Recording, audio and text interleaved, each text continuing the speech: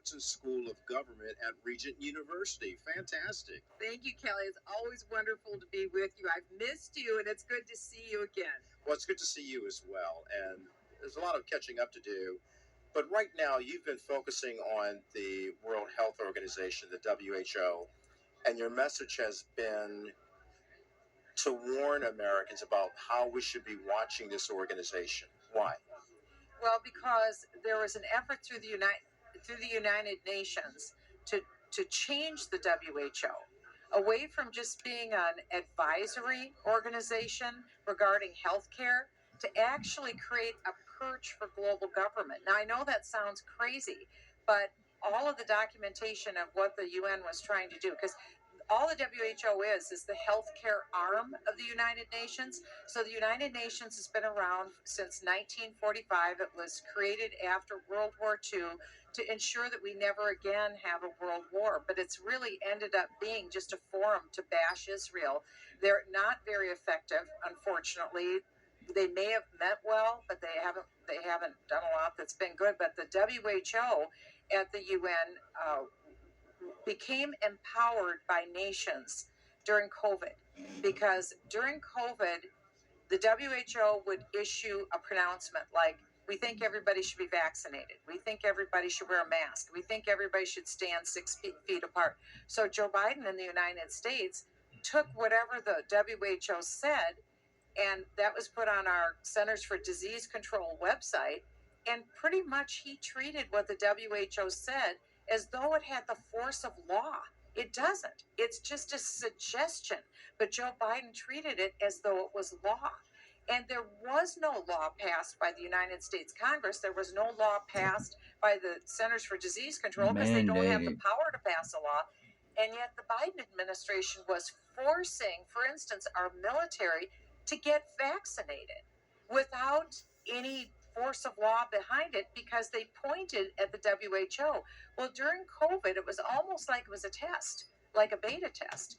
And it's almost like the government, the United Nations was trying to see how would nations respond to the WHO. They really became far more important than they'd ever been before, but yet their advice was universally wrong in every instance. We were told that the vaccine that they created would prevent us from getting COVID. That didn't turn out to be true. We were told if we got the vaccine that we couldn't possibly transmit it to anyone else. That turned out not to be true. Even Dr. Fauci came out from our Centers for Disease Control, and he said that the masks don't do anything to protect you. The virus can go right through them, even an N95 mask. We knew that during COVID, but they would not admit it, and they still mandated it. The same with standing 6 feet apart. They said, no, there's no scientific basis for that. So the American people's lives were completely turned upside down. And everyone pointed at the WHO as the reason why we had to change the entire American economy, our way of life, destroy people's lives in a lot of middle class businesses because of the World Health Organization, the WHO, that turned out to be wrong at nearly every pronouncement.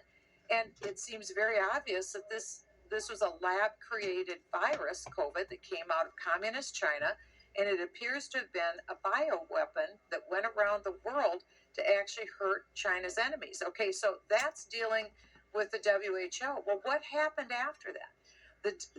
The UN saw how unbelievably powerful the WHO was.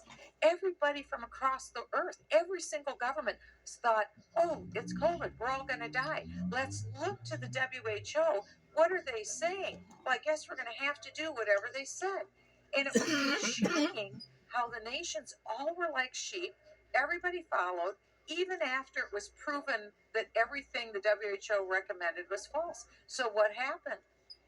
At the annual meeting for the WHO, some amendments were offered to change the authority of the WHO so that they would establish a perch for global governance. Well, how is that possible? What they decided is that the head of the WHO would have the power to declare a public health emergency of international concern at his discretion. So in other words, he would become a global dictator. He'd be able to say, Well, there was a hurricane in North Carolina and in Tennessee, and it's devastating. So, me, the head of the World Health Organization, I'm declaring this a public health emergency of international concern. And then that would trigger global powers. Then he would have the power to suspend travel. He'd have the power to urge dictates over the World Bank and the International Monetary Fund and all sorts of other global entities. It was a breathtaking form of power. So that was in the process of happening. And this last May, they met for another annual meeting and they did pass some amendments, but they didn't pass the amendment that would have given that final power to the Secretary General. That was the Global Pandemic Treaty. Right. That didn't pass. It's still under negotiation. But then the UN met this fall, Kelly, and we'll talk about what the UN did this fall. Yeah, the UN just recently met this fall, and there has been a growing amount of concern, not only about the WHO, but that global pandemic treaty to which you speak. Yes. What did the UN do this past fall that should give people pause if they're concerned about American sovereignty? And so it was called Summit of the Future. If any of your viewers want to go to your computer and go to the UN website and type in Summit of the Future or type in Pact for the Future, you'll see what they did. When you go to the Summit of the Future, I went last spring and I was reading what they were proposing. The first 5 paragraphs, they say over and over again, global governance, global governance, global governance, global governance. Well, we're here in the United States of America, and our Constitution promises and guarantees to every American citizen a Republican form of government. That's not the political party Republican. Republican means a representative form of government, just like the Constitution says, where our American government is limited and the people have maximum power. But at the UN, what they were proposing was very different. They were proposing in the Summit of the Future that they would do exactly what they wanted to do to the World Health Organization. They would do for the Secretary General of the UN. They would make him the global dictator, and they would give him the power under what they passed, the Pact for the Future. On page 54, it's written of the document, Pact for the Future. You can see it. It's posted at the UN website. And he now has the power to declare a complex global shock. So he can declare a complex global shock. That could include conflicts. Like, for instance, the war that's happening in Israel right now. He could wave his magic wand and say, now we have a global complex shock, and so therefore I have global powers over all nations. And so this complex global shock has triggered those powers, and so I will take powers maybe over mandating everyone has to have a digital global ID, or maybe restrictions on the right to travel. You cannot travel to the U.S. or you cannot travel to Israel, or economic sanctions that he would impose from the U.S. through the World Bank or through the International Monetary Fund or through the Red Cross, which is a United Nations organization as well. So this is breathtaking. This has never happened in the history of the world. We have 5,000 years, Kelly, of recorded human history. Never since the Tower of Babel have we had global government. This is the first time, and that was on that Sunday, that there wasn't a vote even, Kelly. It was a pre-negotiated document, and it was just dropped at 9 o'clock in the morning. They probably have the recording on the UN website. They dropped this Pact for the Future, and they just put the gavel down and said it's done. And it is done. And so there was no vote. It was just pre-negotiated, pre-agreed. And so now they have the Pact for the Future. They have a digital global pact, which means every person on Earth will have to have a global digital ID. And then they also passed a third pact, which is an intergenerational pact. That means that what they passed is for all future generations too, that we're all bound. It's really breathtaking. Beware the man in a blue and this hat. is an organization, the UN, that has proved themselves over and over again to be anti-Israel.